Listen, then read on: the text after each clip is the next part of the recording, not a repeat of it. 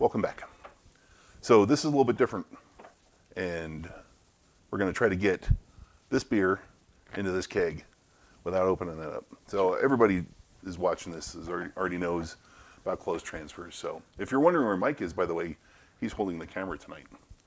Say hi, Mike. Say hi, Mike. So I've never done this before, and I've watched YouTube videos on it. There are other ones out there. Don't look for them. Just watch this one. This is all you need. Send it to your friends. Yeah, the friends you don't like. But it should be a pretty simple process from what I've seen. So we're going to pressurize the keg to a low pressure. Like, I think I'm going to have to like maybe 5 psi-ish. I think lower isn't worse. But that's about as low as I can get on this regulator here. So we're going to pressurize this one to like 5 psi. Pressurize this to the same. Do liquid to liquid. And then I'll keep the gas on here. And then I'll open the pressure release valve on here, and it should start going. Yep. It should be that simple. So let's give it a try, shall we? So I'm making sure that this is gassed up.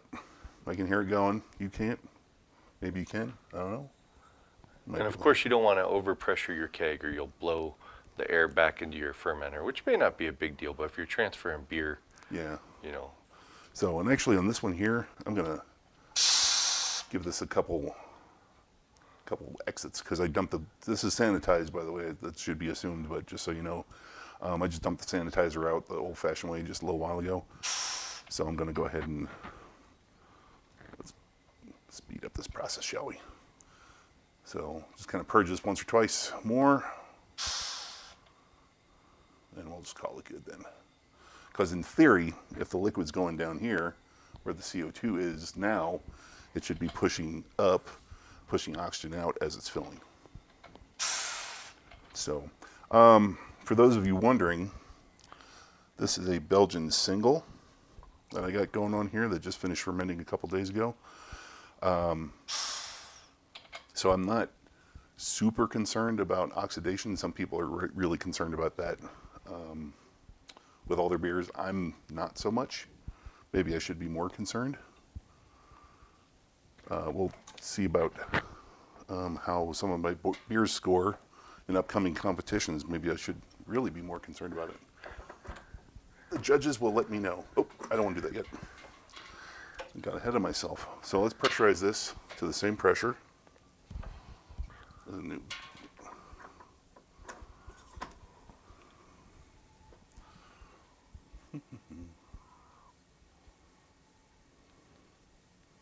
I can still hear it filling.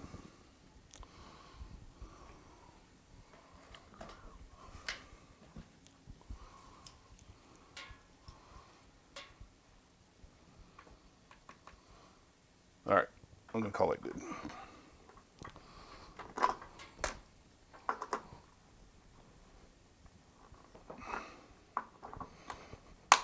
All right, so we got gas in, liquid to liquid, very important. Then we'll just,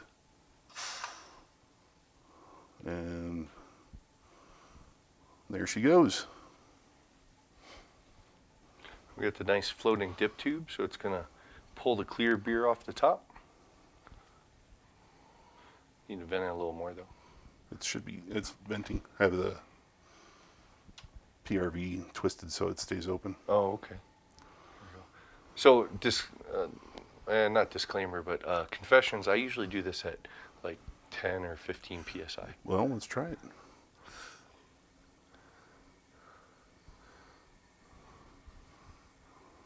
So, but 5 is definitely plenty. Well, depends on how much time you have on your hands. Yeah. And how long you want to watch your beer go from there to there. And I always worry about the floating dip tube, like snaking around if it's under too high pressure. Yeah. But I don't think it'd really do that. No, Yeah. I don't think so. I'm not too concerned about that. It's just always weird to me that you're pushing the liquid into that little hole. Yeah. You know, and it's just sitting there. Yeah. Although, I don't know. I don't know if you're pushing it into the hole or if it's being sucked into the hole. You know, it's like when you're in a spaceship and they open the door, you don't really get sucked out into space, you get blown out into space, so it's kind of reversed. I don't know. Huh. I'm just making it up. Yeah. I was going to say, I think you're technically getting sucked out into space. You get blown out of space because the pressure is on the inside of the spaceship and is blowing you out. Because there's no space is a vacuum. Yeah. You know? Yeah. So that's why I've Maybe it's a perspective thing. I think it is. Yeah. But yeah, since space is a vacuum, I can see, yeah, vacuum cleaners suck. I get it. Just like my analogies. No, I think that's good. So, Analogies with Jesse. So as you can see, it's just flowing out at a nice, happy rate. yep. Yeah, so I wanted to do it with this device first because then I could watch and see when it got down to the tube, and then they could turn it off. But if you've been watching the last couple episodes, I'm starting to ferment more and more in corny kegs, and obviously you can't see. You know, people do that all the time, but I like to be able to see it. So Mike and I were just talking about before we started, we're going to start weighing the kegs that you're transferring into. And if a gallon of beer weighs 8-ish pounds, so you weigh the corny keg, and then however many gallons you want to transfer from one to the other, just multiply that by 8. So if you're doing, 4 gallons, like you were saying, Yep. when it gets 24 pounds full, then you're done. So, and then there's like decimal points after that, so if you want to get technical. I did the math and then I rounded it up. Yeah. So anyway, I guess we're at the point now where we can, Just watch. yeah, so we can sit here and blab, or we can do some movie magic and fast forward.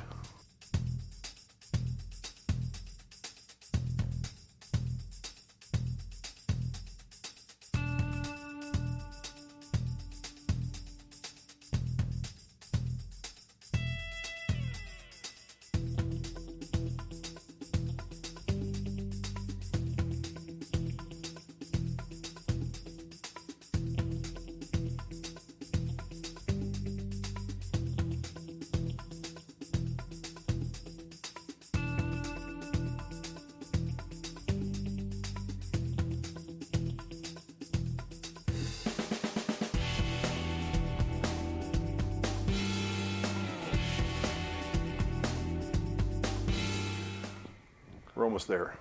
So, as you can see, we're only got like an inch or so of the beer left to transfer in here. So, we'll give it just another minute or two, and then I'll close the pressure release valve, and then disconnect the tube, and we'll have a keg full of beer. I can throw it in the keezer and get her carbonated. That's pretty easy peasy. That's easier even than using the stupid racking cane and siphoning it over. Yeah, no kidding. And no oxygen either. No oxygen, yeah. So when I do all my hazy IPAs here pretty soon, not doing that. You know, another advantage to doing it this way is, like I said, I keep that soda bottle around with the liquid connect on it, or the universal connect. So it's ridiculously easy to just blow sanitizer through that line.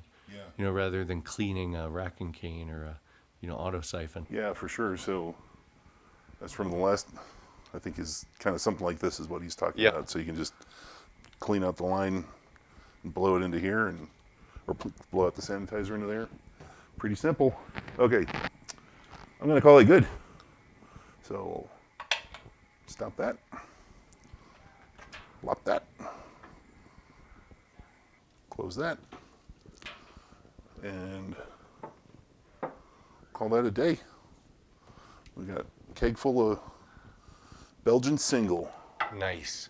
waiting to be carbonated. So yeah, that's pretty easy. I think I'll be doing this from now on. Yeah. So anyway, I think that's about it. So if you have any questions, comments, what I do wrong, what I do right, what do you want to know more about, you know where to do that. Subscribe, like, hit the bell so you're notified. What else? What are the other things? I think that's it. I think that's it. Yeah. Yeah. So I think you covered it all. Man, All I'm right. going to be replaced in Jeez, moments. who needs Mike? Well, he can be the cameraman. He's doing an awesome job back there behind the camera. But anyway, so yeah, leave a comment. Otherwise, we'll see you next time. Cheers. Thanks for watching our video. Check out our website at coloradobrewtalk.com for more great content. While you're there, be sure to leave us a comment or drop us a line with your thoughts. You can also find us on Facebook and Twitter at CO Brew Talk, or follow the links below. Make sure to like this video and subscribe to our channel so you don't miss any future content.